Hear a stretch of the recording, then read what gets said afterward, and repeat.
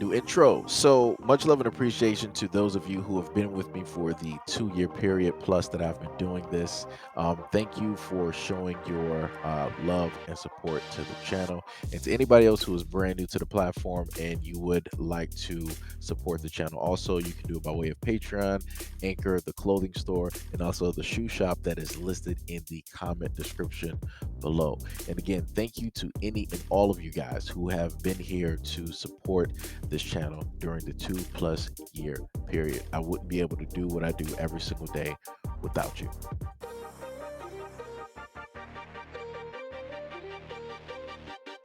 Have blacks been pitted against Asians? We need the black community to realize that that black people are hurting Asians and they need to speak out in their own community. Our communities are not reporting these incidences. We don't want to cause more trouble, more attention to our community. It strikes me that this is the Asian equivalent of the talk that African American parents often have to have with their children.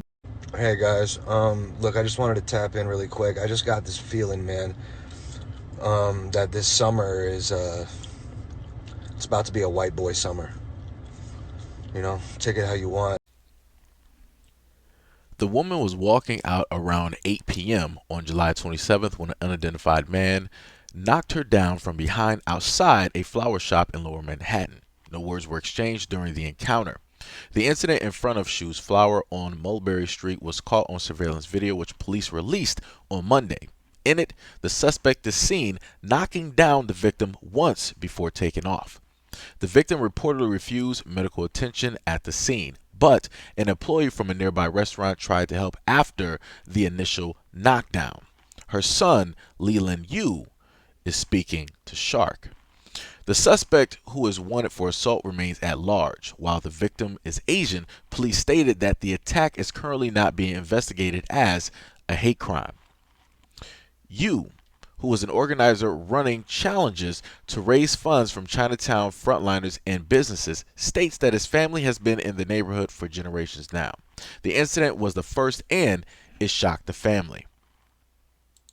Quote, although there has been a spike in Asian hate crimes in the pandemic era, our family has been in Chinatown for generations and has not experienced an incident like this. Personally, it is sinking in deep that this can happen to anybody, anywhere, at any time. Yu's mother has been born and raised in Chinatown. The 68-year-old, quote, has spent her entire life giving back to the community and has passed down that love for the neighborhood to me. The victim, just like her father, likes to take walks around the neighborhood even at night. She has never had a problem before. The victim is doing okay at present. Yu states that she has headaches for a couple of days and was sensitive to certain noises after the attack, but she is feeling closer to normal. Yu leaves a message for the Asian American community. Quote, to the Asian American community, despite the rise in outward expression of anti-Asian hate, we must have the courage to move around in a world free and pursue the lives that we want to live, as people of all colors and backgrounds should be able to do. Although my mom was a recent victim of an attack, I know that she will overcome her pains and not let it stop her from standing on her own 2 feet as a proud Asian American born and bred in Chinatown, NYC. You at the New York Police Department are in touch with his mother and have assured them that they are working on this case. Hear me clearly. America is not a racist country. We need to address, well, first of all, no, I don't think America is a racist country. Now, let me just clearly and very clearly make this as clear as possible. The person that is in the picture is not African American. He is not black.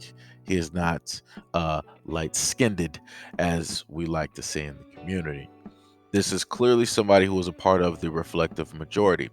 And since he is a part of the reflective majority, yet again, this is why you have the Asian American deciding not to want to file or press charges. This is yet again why this crime is not being labeled as a hate crime, even though 100% it should be labeled as a hate crime. From the video that I was able to see, you see the suspect walk along the sidewalk in between the restaurant chairs of the business, and then he proceeds to knock down, for lack of a better term, the Asian American directly to the floor. And nobody's going to tell me that by looking at the video that it was clear cut a mistake. Nobody's going to tell me that he just bumped into her, that he just slipped and fell, and he used whatever he had in order to catch his grip, to make sure that he was not going to fall directly to the floor and cause further injuries to himself. None of that took place. None of this was a mistake.